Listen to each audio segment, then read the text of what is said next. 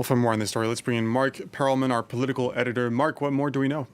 Well, we know very little. We know that two people were apprehended. Obviously, the man who slapped the president in the face. We don't know about the second person. Maybe it was the second person who was filming the incident, because we saw that it was very, very quickly spread on social media. So it's a possibility. What we do know is that the person who slapped the president cried Montjoie Saint-Denis, which is essentially a rallying cry for the royalists. I mean, it's a very limited minority in terms of political clout here in France, but it's a small group. So that's the assumption right now, but it's very, very early. What we do know is that, as usual, the president was late. He was supposed to go to a luncheon. He was already late. He was in his car. He saw people waving, shouting. He got out. He went to greet them. This was not planned, and this is possibly why there was such a situation. We know that people, when they come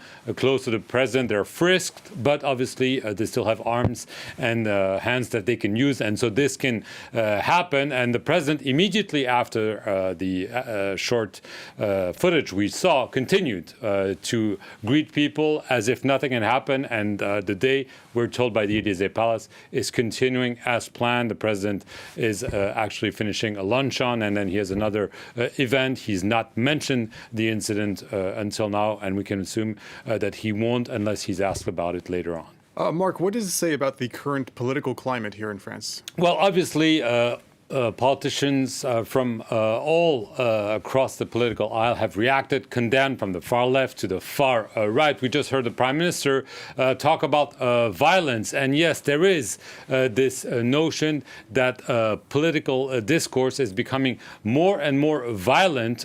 Clearly, there's tension because we're a year away from the presidential election.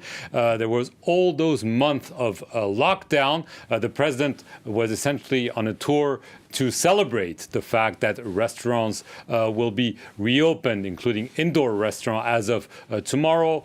More freedom will be allowed, but it seems that there's a lot of pent-up anger, and clearly there are some political goals that want to be attained by some militants. So that, yes, there is some concern, because it's not the first time that someone was slapped.